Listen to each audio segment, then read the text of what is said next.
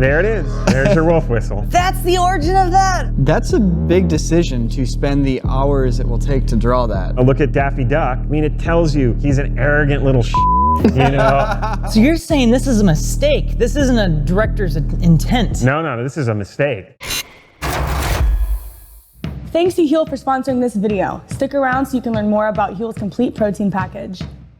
Hey everybody, welcome back to another episode of Animators React. We are here with Eric Koenig, who is the very first animator that we ever had on the show. In fact, he was instrumental in even putting this show together. What have you been up to since we saw you last? Since then, I took a break from The Simpsons and have now started directing on a show called HouseBroken. The show creators, Jen Crittenden, Gabby Allen, and Clea Duvall. They're just wonderful to work for, and I've just had the time of my life working on this show. Well, you brought a lot of clips today. Oftentimes we all kind of bring clips to the table. Eric just did all of our work for us.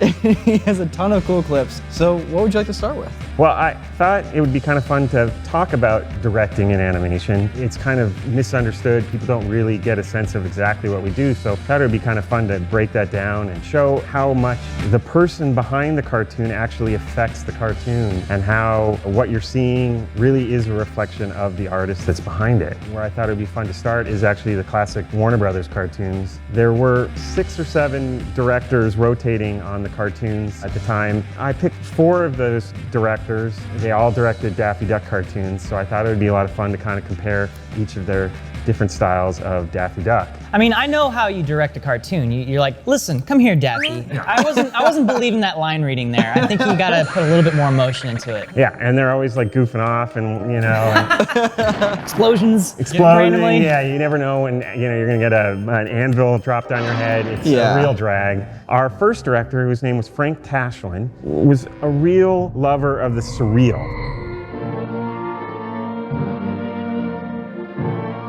Dude, Daffy looks so sad and tired. When you're talking about directing an animation, you're talking about exactly the same things. Daffy Duck needs to walk in and look sad and angry. So here he is, his whole body is expressing that pose. Well, I hope so. Insulting my integrity! You wanted to do things like this that you can't do in live action. I mean, not with that attitude. Right, exactly. You know, in fact, I wouldn't even want to do that in a CG Marvel movie or whatever, because it'd be disgusting. His mouth melds together like Neo from The Matrix for a moment. Oh yeah! Too. Yeah, it's just brilliant. So Frank Tashlin's version of Daffy Duck is this very kind of wacky, over-the-top character. He really pushed his crew to just think outside of what you can do in live action. And they actually like managed to draw a reflection in the mirror of his spectacle. Yeah, here you have this over-the-top cartoon, but he takes the time to carefully take off his gloves. Yeah. And do that real subtle animation. The thing that always gets me is like him taking off his glove, like that's a big decision to spend the hours it will take to draw that. You know, whereas it just feels like a passing moment here, but like no, it's very important. We will spend hours to see him take off each finger. He could have just been like, boop, and now you have a glove. So from a directing standpoint, like what would be the main decision to take the time to do that? It's always character. And here you've got this boss character and you're basically wanting to kind of show that he's a pompous jerk. A normal person would just take their gloves off, but a pompous jerk does this delicate little thing, you know? And then of course he's running against a madman, you know, in Daffy Duck. You'll see the very early versions of Daffy Duck were just this very over-the-top kind of mad character. You also see how he's drawn with kind of the circular face and the really long beak. But you can use the whole body to express your acting. I did notice a weird glitch where Daffy Duck flips to the other direction for one frame. Right here. Oh, yeah. Wait, is it the actual, it's the back of the cell? It's the back of the cell. That is really good eye. Back in the day, the animators would draw with pencil and paper. From there, a group would then trace the images on cellophane, which is like clear plastic, and then flip it over to the back and paint the back of the image. And those were called cells. In this case, the camera guy was probably up at 2 o'clock in the morning filming this scene. and he made a mistake and he grabbed his from the stack of cells and put it upside down, and either they ran out of time or didn't notice it. So you're saying this is a mistake? This isn't a director's intent? No, this is a mistake. This is a 80-year-old mistake that you've just caught. Oh, whoa. And whoever that is probably really pissed at you right now because you pointed it out. I'm gonna get Or haunted. His grandkids are really pissed at you. U.S. Army announces the smashing frontal attack. So the next director, Bob Clampett, his cartoons are a little bit more grounded in a reality than Frank Tashlin's. Oh, hooray for the red, white, and blue! Oh, hooray for the red, white, and blue! So you can see here, he's a little bit more grounded in reality. A little bit. Yeah, a little bit. He's a little bit more solid. When you're drawing animation, it has to maintain the same volumes and weight. Yeah, he doesn't like arbitrarily bloat and stretch. And like when he does stretch, he gets thinner. Right. So it's like it's still the same amount of Daffy Duck, just stretched out or squashed together, as opposed to him just arbitrarily becoming a large or small character. Exactly. The term for that in animation is called squash and stretch. And that's the exact principle, is that when he squeezes himself, his shoulders puff up. So basically the volume of his chest now is around his neck. And it makes it feel like it's a solid thing. The other thing that's going on is this is called straight ahead animation, which means that the animation is moving around so much that you can't plan something like this out. And the animation is kind of getting discovered as you go along. Robert Clampett will have drawn this drawing and gone to the animator and gone, you know, here's a sketch of what I want it to look like, and tell him, I want him to be shaking, and then at a certain point, he's going to jump up and grab his throat. It's a decision of how he's gonna do it. And then that cool stretch up, which is only on a frame. Well, that's all a director's decision working with the animator. So it's effectively directing a movie on a frame-by-frame basis. Yeah.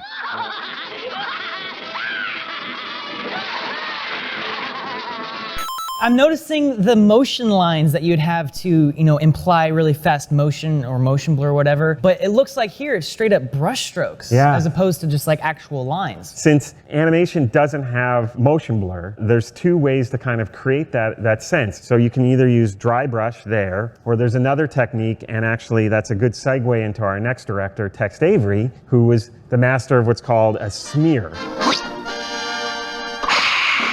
Oh, is this the one with the wolf whistle? And this is the one Is with this the where wolf the wolf whistle. whistle Yeah. came from? Wolf whistle?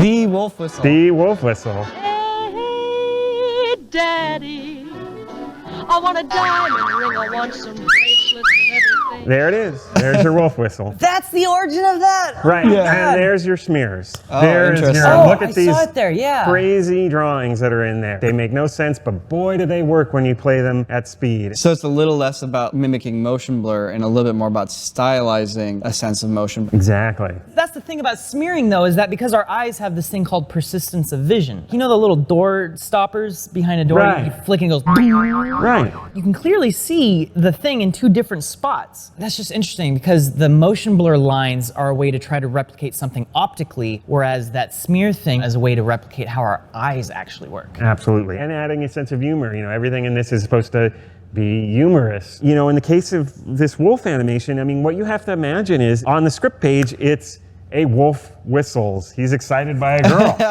Well, that's kind of boring, you know. That, Right, I mean, that yeah. could be anything. But in a master of Tex Avery, he had to sit there and come up with all of these over-the-top poses, and I'm sure they just had a blast. Tex Avery was loud, boisterous, full of life, and he kind of brought that energy into his cartoons. He draws some of the most wacky, over-the-top, you know, Daffy Ducks. I'm a hummingbird, listen. And then look at Daffy Duck. Look at how whacked out and stretched out he is. Yeah, they turned compa- into a hummingbird here for Yeah, this shot. compared to the Bob Clampett cartoons where he was a lot more solid. Here you're having somebody that's saying, it doesn't have to look always exactly like Daffy Duck. We can play with that idea. The technical term for it in animation is called on-model. When you start a project, you get a model sheet of the character, which is usually just kind of a standard standing pose, and he's drawn from a bunch of various directions. And it's important to stay on model. But Frank Tashlin and Tex Avery kind of let their imagination go. They went, well, for this scene, he really should be stretched out and kind of morphing his body to better tell that moment of the story. I know what you're thinking. What will I ever do if I miss today's episode? How will I react? Well, you know what? I know how to fix that. All you gotta do is hit that little subscribe button. It costs you nothing and it helps us wonders. Thank you.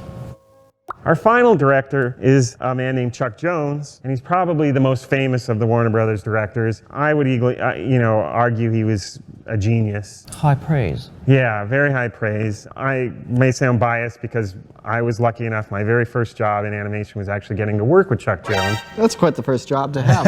Whoa! Yeah, he found a bridge between the extremes of Tex Avery and the kind of more solidity of Bob Clampett, and he brought a kind of a sophistication into his cartoons. This is when he meets Marvin the Martian. Yeah. I have sent for you, Dodgers, because we are facing a crisis. The world supply of Illudium Fosdex. Look at Daffy Duck. I mean, it tells you he's an arrogant little Yeah. like He's got a lot of confidence and a silly cape. It's hilarious. His hat has a cape. Yeah, exactly. It's amazing. Duck Dodgers in the 24th and a half century. That's another real famous kind of Chuck Jones trope. He jumps up in the air and we're not worried about gravity. And then all of a sudden, nope, yeah, we are. And he falls. And of course, you know, Wile E. Coyote was famous for that as well. Yeah.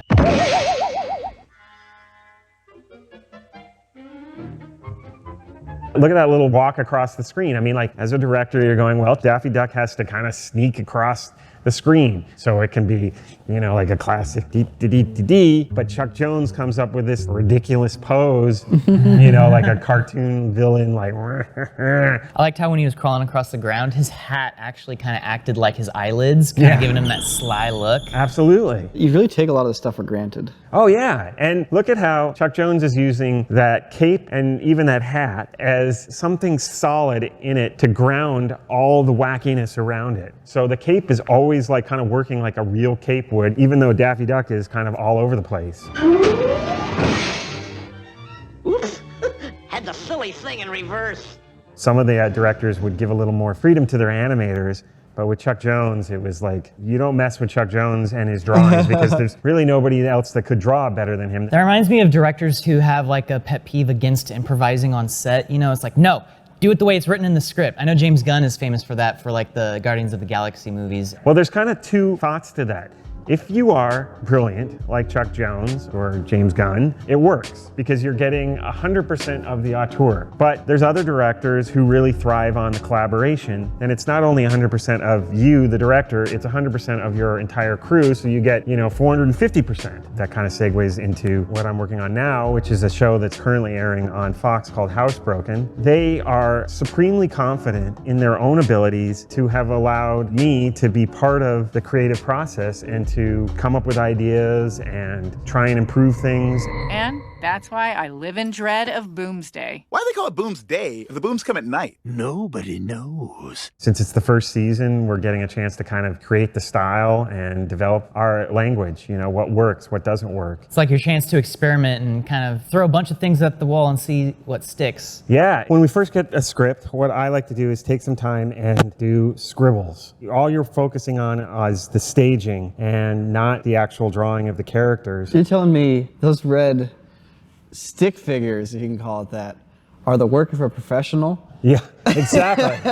I get paid big bucks to do that very thing. I call it my throw-up pass. I'm working out the staging of the scene, and I'm not worrying about the drawing because what I'm worrying about is the mechanics of the camera, the storytelling, a little bit of the attitude of the characters. And what it gives me a chance to do is then start to work with the storyboard artist, and he's taken my scribbles and he's tied them down and started to put the character and the acting in. You can see where it's derived directly from the scribbles. By that collaboration, then he can not worry about so much of the staging and just kind of worry about his brilliant drawings and adding his character. And then here's the final. I can already taste their freezer-to-table fish sticks. It's so nuts just to see like the before and after here. On this final pass here, they're not just taking the storyboards he made and coloring in the lines. These are fresh new drawings that are still inspired by the thing that was inspired by your scribbles. Right, so in a typical television show, the storyboards are done here in the United States, and then it gets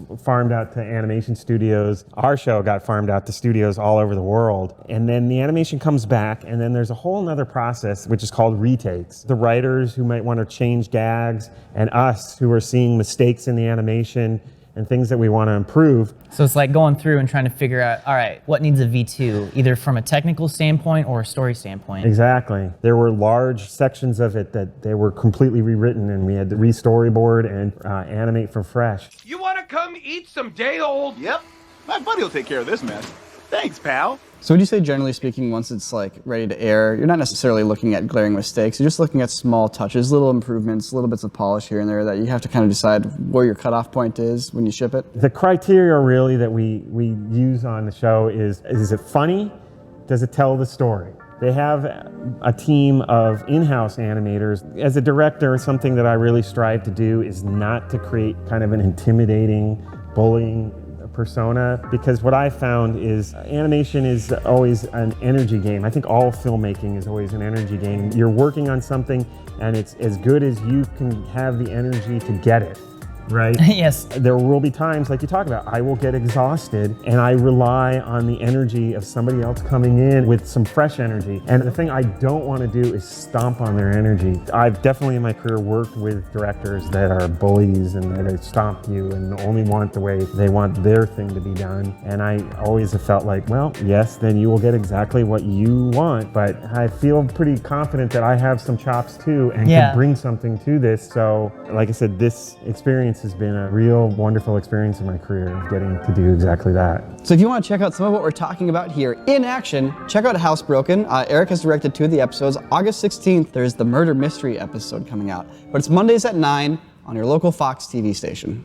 What's up, guys? I'm Jordan and I do production here at Corridor. And in my free time, I'm usually doing a lot of fitness-related activities. I love working out. And that's why I'm super excited to talk to you about our sponsor today, Huel. I personally love Huel because I don't have time to make a huge breakfast in the morning that gives me all of my vitamins and minerals and protein that I need after I work out. What I do is take a scoop of Huel, throw it in here, shake it, and come to work. So what is Huel? What makes it different from other proteins? Huel Complete Protein is a 100% nutritionally complete, high-protein snack made from sustainable hemp, faba, and pea protein. It gives you 20 grams of protein per serving. And I have to mention, it contains all 27 essential vitamins and minerals.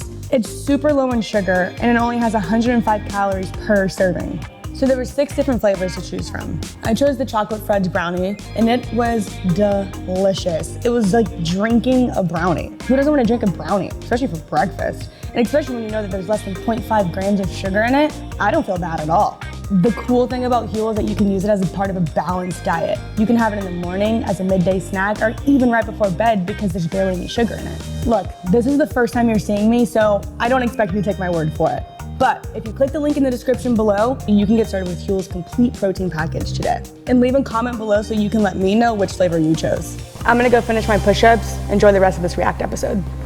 I would love some suggestions for animations to react to. The animations I'm looking for are American/Western cartoons from like the 90s that have crazy animation that blows your minds. Also, animation from Adult Swim. Weird, surrealistic, sometimes low effort animation for 2 a.m. Are they even gonna read the comments? Of course we read the comments. Where do you think we get all the suggestions from the show from?